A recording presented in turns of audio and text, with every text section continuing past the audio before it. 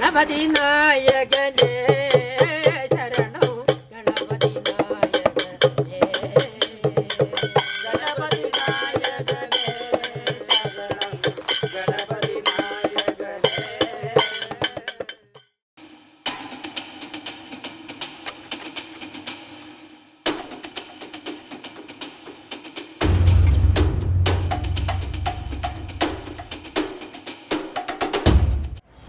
അപ്പം നമ്മളിന്ന് പാലക്കാടിൻ്റെ അടുത്തൊരു സ്ഥലത്തേക്കാണ് പോകുന്നത്. നമുക്കൊരു സർപ്രൈസാണ് അവർ ഒരുക്കിയിരിക്കുന്നത്. എന്താണെന്ന് നമുക്കറിയില്ല, നമുക്കത് നോക്കാം. പക്ഷേ ഇത് നമ്മൾ വണ്ടിയിൽ ഇങ്ങനെ പോകുമ്പോൾ ഈ പ്രകൃതി ഭംഗി കണ്ട് നമ്മൾ നിർത്താൻ ആവശ്യപ്പെട്ട് നമ്മൾ ഇറങ്ങുകയാണ്. അപ്പോൾ ഇതാ ഇവിടെ 6 പറിച്ച് നടന്നുണ്ട്. അപ്പോൾ അതും കൂടി നമുക്കൊന്ന് കാണാനായിട്ടാണ് നമ്മളിവിടെ വണ്ടിയിൽ നിന്ന് ഇറങ്ങിയത്. ഇപ്പം നമ്മൾ പ്രകൃതി ഭംഗിയും അതുപോലെ തന്നെ ഇവിടെ ഞാറ് പറിച്ച് നടുന്നുണ്ട്. അതൊക്കെ കണ്ടുകൊണ്ടാണ് നമ്മളിപ്പോൾ ഇവിടെ ഇറങ്ങി നടക്കുന്നത്. എന്ത് ഭംഗിയാണ് ഈ പ്രദേശമൊക്കെ കാണാൻ തന്നെ. നമ്മൾ നവര ഫാമിലോട്ടാണ് എത്തിക്കൊണ്ടിരിക്കുന്നത്. അതുപോലെ തന്നെ നമ്മുടെ ഇന്ത്യയിൽ ഏറ്റവും കൂടുതൽ ഉൽപ്പാദിപ്പിച്ചിരുന്ന 1,00,000-ലധികം വരുന്ന വിത്തിനങ്ങൾ ഉണ്ടായിരുന്നു എന്നാണ് പറയുന്നത്. വിത്തിനങ്ങൾ ഇപ്പോൾ അത് വന്ന് ആര് കൃഷി ചെയ്യാതെയും അതിന് വേണ്ട വിധത്തിലുള്ള എന്താ പറയുക, അത് ശ്രദ്ധിക്കാതെയും അത് ഒരു സ്വരുക്കുട്ടി വെക്കാതെയൊക്കെ വന്നതിൻ്റെ പശ്ചാത്തലത്തിൽ അതൊക്കെ നമുക്ക് നഷ്ടപ്പെട്ടു പോവുകയും ഇപ്പോൾ 6000 ഇനം മാത്രമേ നമ്മൾ കൃഷി ചെയ്യുന്നുള്ളൂ. ഇന്ത്യയിൽ ഒട്ടനവധി സ്ഥലങ്ങളിൽ 6000 ഇനം മാത്രമേ കൃഷി ചെയ്യുന്നുള്ളൂ. ഇപ്പം നമ്മൾ നവര ഫാമിലോട്ടാണ് ഇപ്പോൾ പോയിക്കൊണ്ടിരിക്കുന്നത്.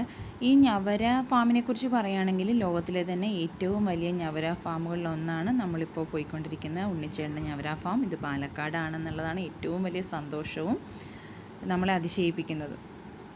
ഇതിൻ്റെ ഓണർ എന്ന് പറയുന്നത് ഒരു ഉണ്ണിച്ചേട്ടനാണ് നമുക്ക് ഇതിനെക്കുറിച്ചുള്ള കുറച്ച് കാര്യങ്ങളൊക്കെ പറഞ്ഞു തരുന്നത്.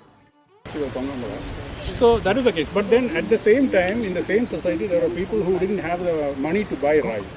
So what happened in the night when it was ripe for harvest, they came in the night and harvested the crop. And so നമ്മൾ കാണുന്നത് ഉണ്ണിച്ചേട്ടൻ്റെ ഫാം തന്നെയാണ്.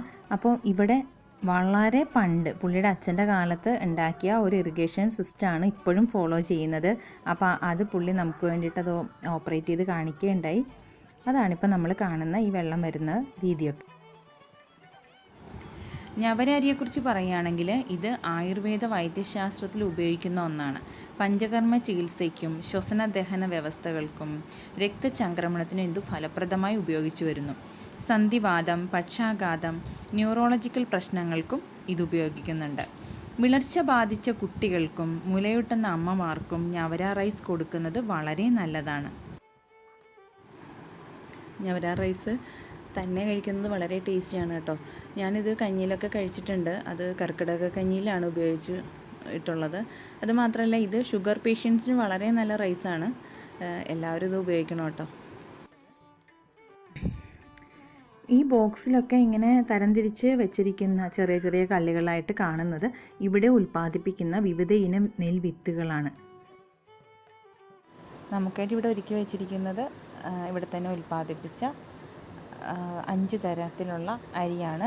അതിൻ്റെ ചോറ് തയ്യാറാക്കി വെച്ചിട്ടുണ്ട്. അതിനോട് ചേർന്നിട്ടുള്ള ട്രഡീഷണൽ ആയിട്ടുള്ള കുറച്ച് കറികളും ഉണ്ട്. നമുക്കതൊന്ന് രുചിച്ച് നോക്കാം. ഉണ്ണിച്ചേട്ടൻ്റെ ഫാമിൽ നവരരി വിൽപ്പനയ്ക്കായിട്ടുണ്ട്.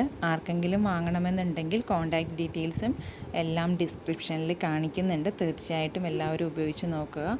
വളരെ ഹെൽത്തി ആയിട്ടുള്ള ഒരു റൈസാണിത്. തീർച്ചയായിട്ടും ട്രൈ ചെയ്യണം.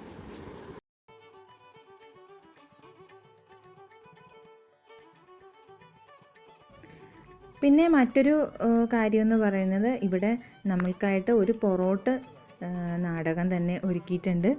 അതായത് ട്രഡീഷണലായിട്ട് പഴയ കാലത്ത് കൃഷി ഇറക്കുമ്പോഴും ഒക്കെ പാടിക്കൊണ്ടിരുന്ന ഒരു പാട്ട്, നാടൻ കൃഷിയെ വരവേൽക്കാനായിട്ടുള്ള ഒരു സംഭവമാണ്. അപ്പോൾ അതിൻ്റെ സിസ്റ്റമാറ്റിക്കായിട്ട് തന്നെ ഇപ്പോഴും അവരത് ഫോളോ ചെയ്യുന്ന കുറച്ച് ആളുകളുണ്ട്. അപ്പോൾ അവരുടെ ഇതാണ് നമ്മളിപ്പോൾ കേൾക്കാൻ പോകുന്നത്.